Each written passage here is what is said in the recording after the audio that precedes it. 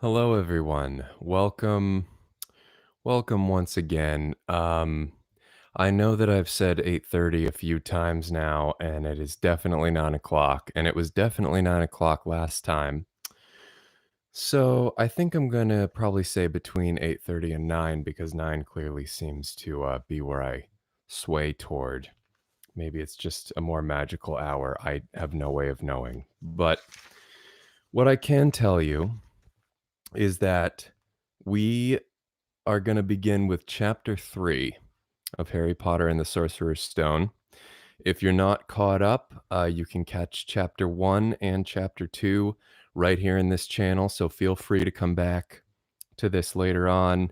They will all be here for playback whenever you want, need, or prefer to listen to them. So let's all take a load off, relax. I'm wearing sweatpants tonight. I think I was actually wearing more rigid pants last night, so I'm hoping for an even more chill reading this evening. Um, Thank you once again for being here, and without further ado, we're going to begin chapter 3, The Letters from No One. There's your illustration just to get your brain going on that. So you can chew on that as we get in. The Letters from No One.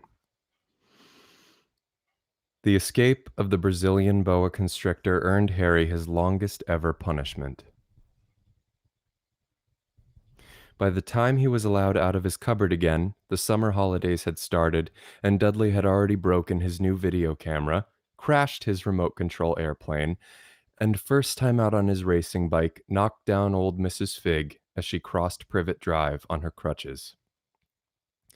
Harry was glad school was over, but there was no escaping Dudley's gang, who visited the house every single day. Piers, Dennis, Malcolm, and Gordon were all big and stupid, but as Dudley was the biggest and stupidest of the lot, he was the leader.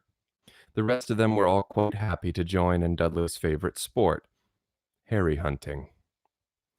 This was why Harry spent as much time as possible out of the house, wandering around and thinking about the end of the holidays, where he could see a tiny ray of hope. When September came, he would be going off to secondary school, and, for the first time in his life, he wouldn't be with Dudley. Dudley had been accepted at Uncle Vernon's old private school, Smeltings. Piers Polkiss was going there too. Harry, on the other hand, was going to Stonewall High, the local public school. Dudley thought this was very funny. They stuff people's heads down the toilet the first day at Stonewall, he told Harry. Want to come upstairs and practice? No thanks, said Harry. The poor toilet's never had anything as horrible as your head down it. It might be sick. Then he ran, before Dudley could work out what he'd said.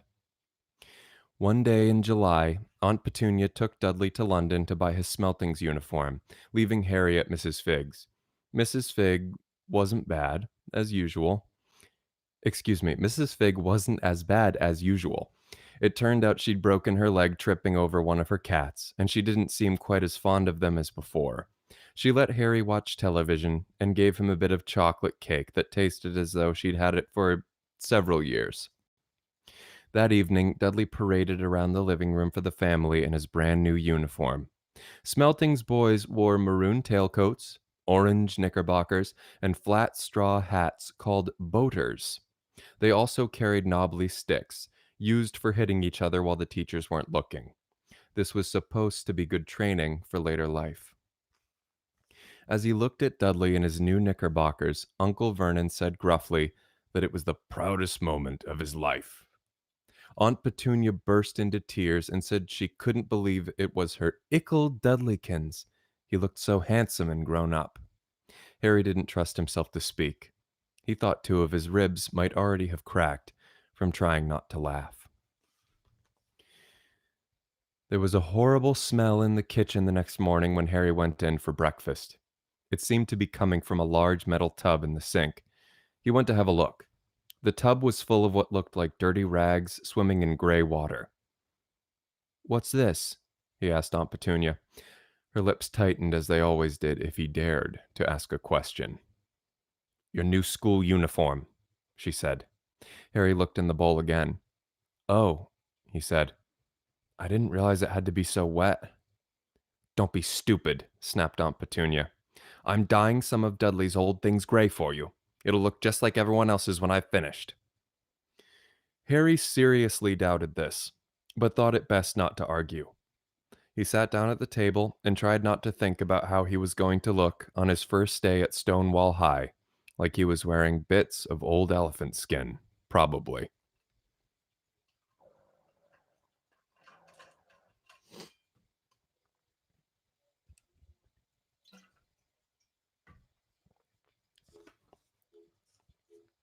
Dudley and Uncle Vernon came in, both with wrinkled noses because of the smell from Harry's new uniform. Uncle Vernon opened his newspaper as usual, and Dudley banged his smelting stick, which he carried everywhere, on the table. They heard the click of the mail slot and flop of letters on the doormat. Get the mail, Dudley, said Uncle Vernon from behind his paper. Make Harry get it. Get the mail, Harry. Make Dudley get it. Poke him with your smelting stick, Dudley. Harry dodged the smelting stick and went to get the mail. 3 things lay on the doormat. A postcard from Uncle Vernon's sister Marge, who was vacationing on the Isle of Wight, a brown envelope that looked like a bill, and a letter for Harry. Harry picked it up and stared at it, his heart twanging like a giant elastic band. No one, ever, in his whole life had written to him. Who would? He had no friends, no other relatives. He didn't belong to the library, so he'd never even got rude notes asking for books back. Yet here it was, a letter, addressed so plainly there could be no mistake. Mr. H. Potter, The Cupboard Under the Stairs, 4 Privet Drive, Little Winging, Surrey. The envelope was thick and heavy, made of yellowish parchment, and the address was written in emerald green ink. There was no stamp. Turning the envelope over, his hand trembling, Harry saw a purple wax seal bearing a coat of arms, a lion, an eagle, a badger, and a snake surrounding a large letter H. Hurry up, boy, shouted Uncle Vernon from the kitchen. What are you doing, checking for letter bombs? He chuckled at his own joke. Harry went back to the kitchen, still staring at his letter.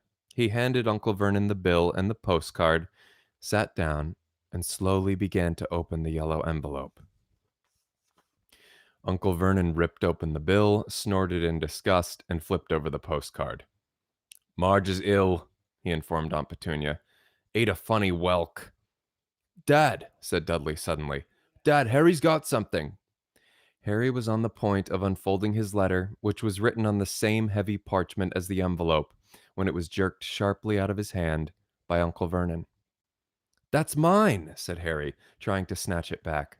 Who'd be writing to you? Sneered Uncle Vernon, shaking the letter open with one hand and glancing at it.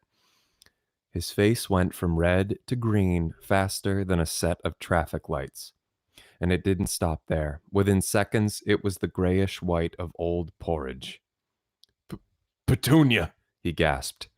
Dudley tried to grab the letter to read it, but Uncle Vernon held it high out of his reach. Aunt Petunia took it curiously and read the first line. For a moment, it looked as though she might faint. She clutched her throat and made a choking noise. Vernon! Oh my goodness! Vernon! They stared at each other, seeming to have forgotten that Harry and Dudley were still in the room. Dudley wasn't used to being ignored. He gave his father a sharp tap on the head with his smelting stick. I want to read that letter, he said loudly. I want to read it, said Harry furiously, as it's mine. Get out, both of you, croaked Uncle Vernon, stuffing the letter back inside its envelope. Harry didn't move. I want my letter, he shouted. Let me see it, demanded Dudley. Out, roared Uncle Vernon, and he took both Harry and Dudley by the scruffs of their necks and threw them into the hall, slamming the kitchen door behind them. Harry and Dudley promptly had a furious but silent fight over who would listen at the keyhole. Dudley won, So Harry, his glasses dangling from one ear, lay flat on his stomach to listen at the crack between door and floor. Vernon, Aunt Petunia was saying in a quivering voice, look at the address. How could they possibly know where he sleeps? You don't think they're watching the house? Watching, spying, might be following us, muttered Uncle Vernon wildly. But what should we do, Vernon? Should we write back? Tell them we don't want. Harry could see Uncle Vernon's shiny black shoes pacing up and down the kitchen. No, he said finally. No, we'll ignore it. If they don't get an answer, yes, that's best. We won't do anything. But I'm not having one in the house, Petunia. Didn't we swear when we took him in we'd stamp out that dangerous nonsense? That evening, when he got back from work, Uncle Vernon did something he'd never done before. He visited Harry in his cupboard. Where's my letter? Said Harry, the moment Uncle Vernon had squeezed through the door. Who's writing to me? No one. It was addressed to you by mistake, said Uncle Vernon shortly. I have burned it.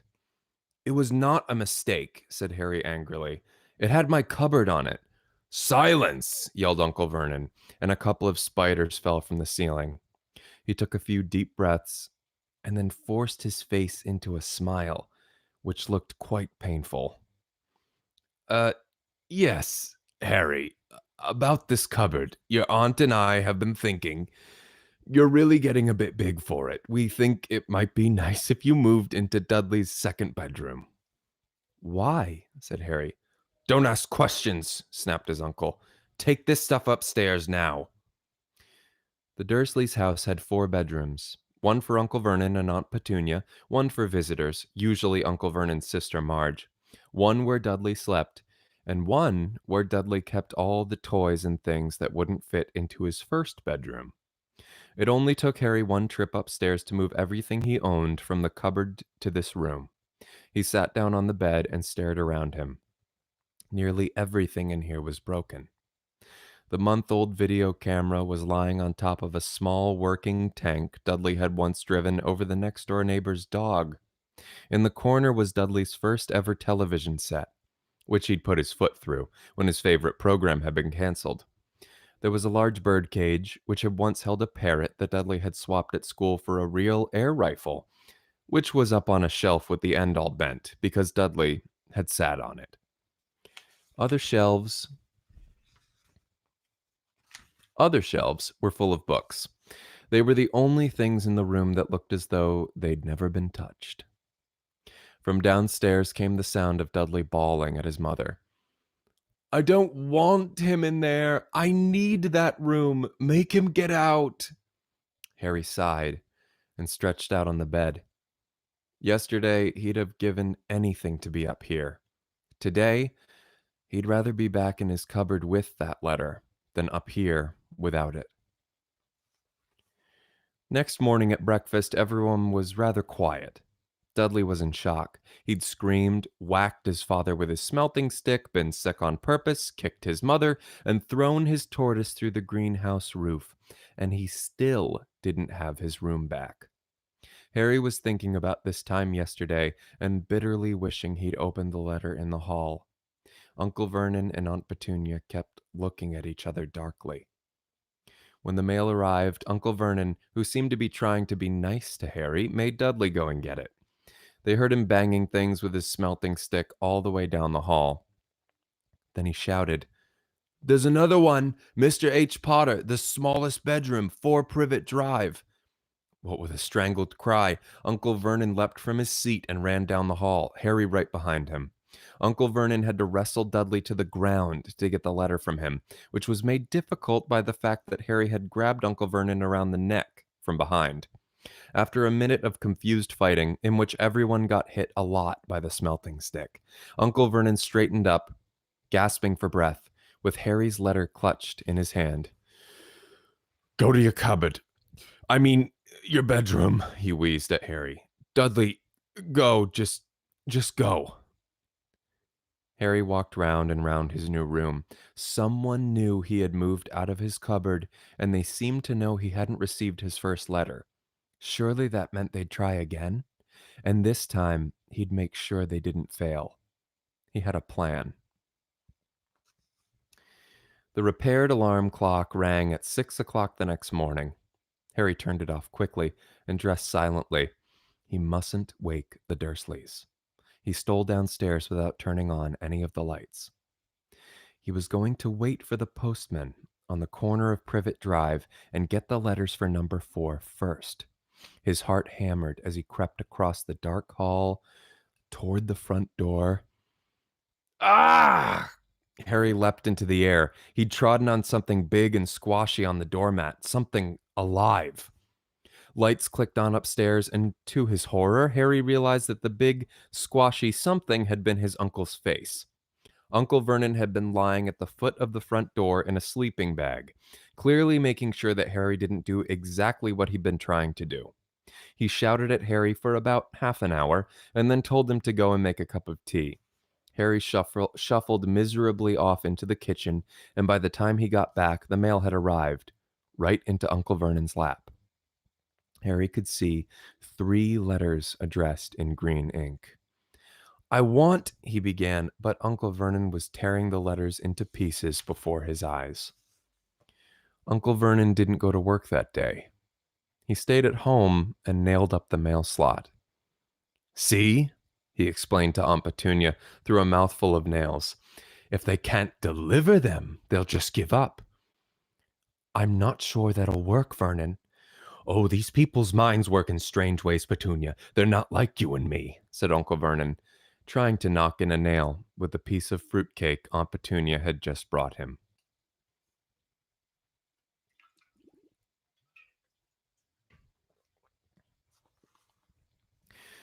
On Friday, no less than 12 letters arrived for Harry.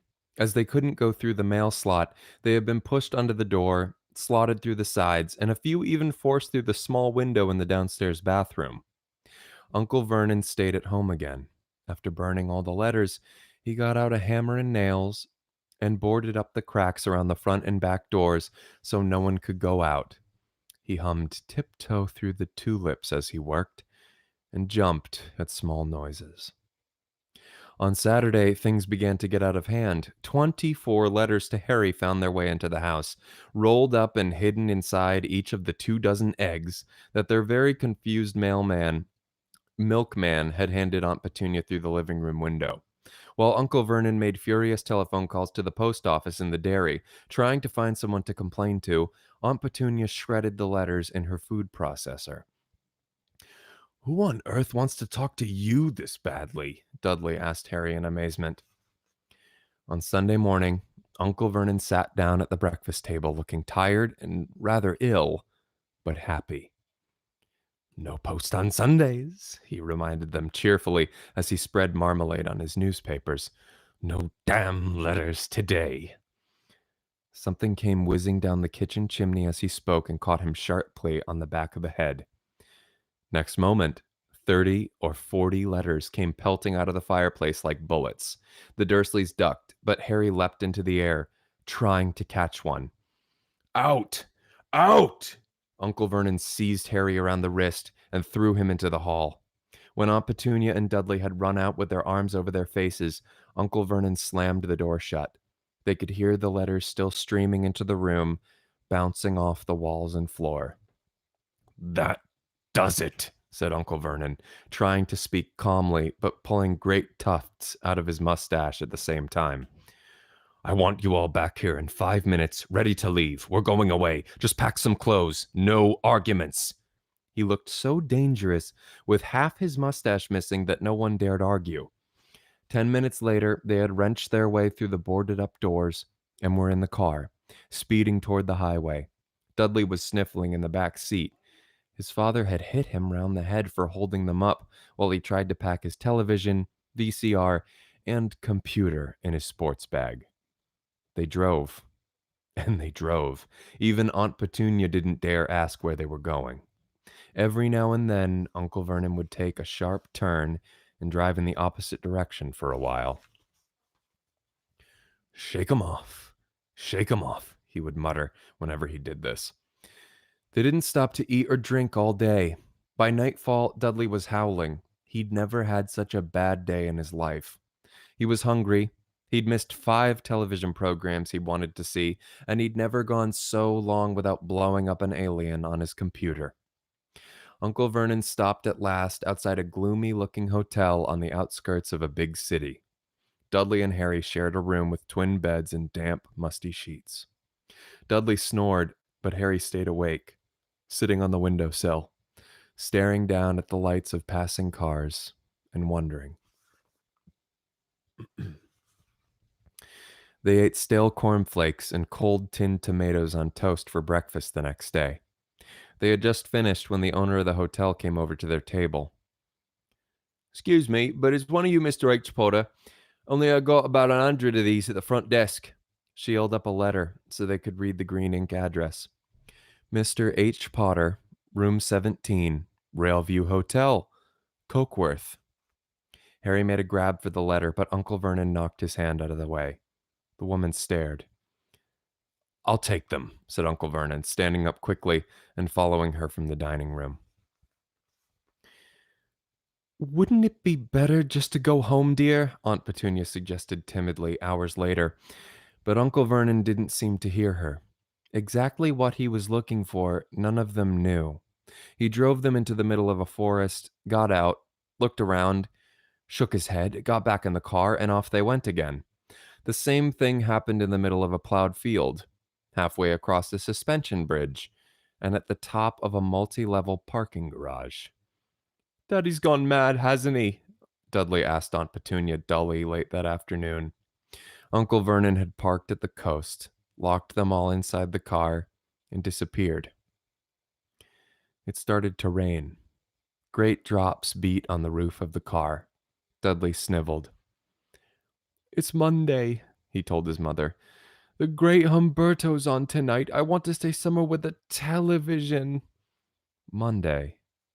This reminded Harry of something. If it was Monday, and you could usually count on Dudley to know the days of the week because of television, then tomorrow, Tuesday, was Harry's 11th birthday. Of course, his birthdays were never exactly fun. Last year, the Dursleys had given him a coat hanger and a pair of Uncle Vernon's old socks. Still, you weren't 11 every day. Uncle Vernon was back, and he was smiling. He was also carrying a long, thin package and didn't answer Aunt Petunia when she asked what he'd bought.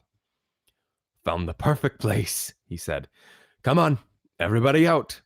It was very cold outside the car. Uncle Vernon was pointing at what looked like a large rock way out at sea. Perched on top of the rock was the most miserable little shack you could imagine. One thing was certain: there was no television in there. "Storm forecast for tonight," Uncle Vernon gleefully, clapping his hands together. "And this gentleman's kindly agreed to lend us his boat."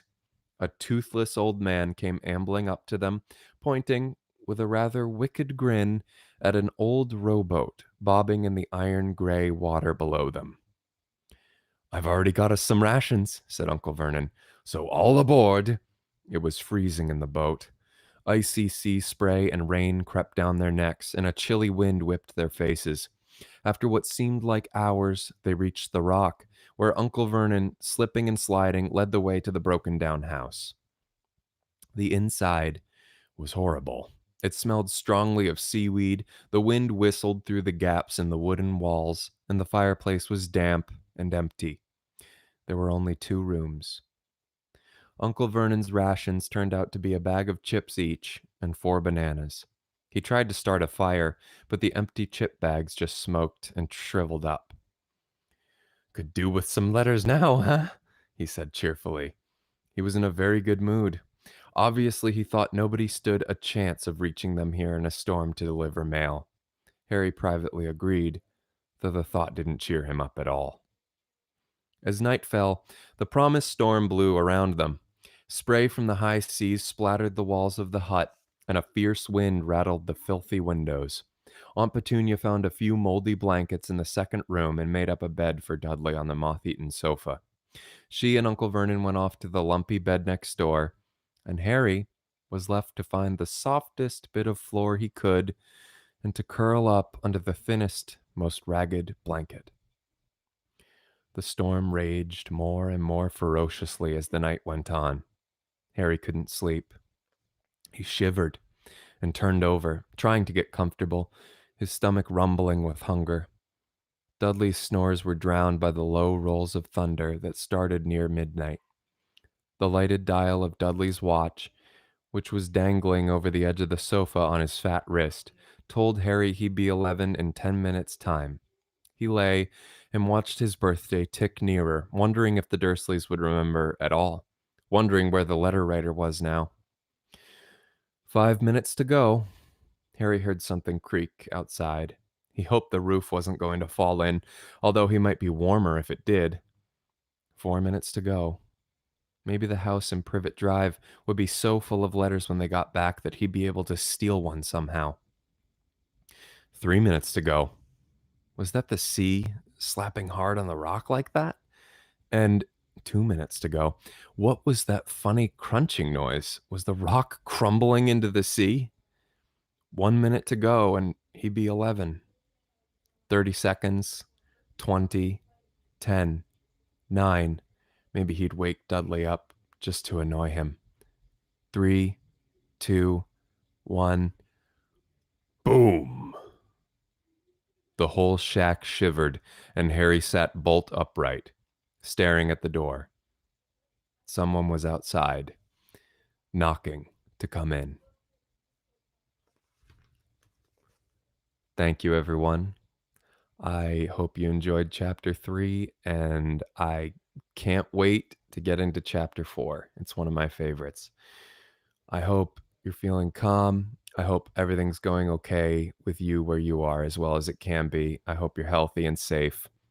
And until tomorrow, get some rest, and we'll start up right where we left off. Bye.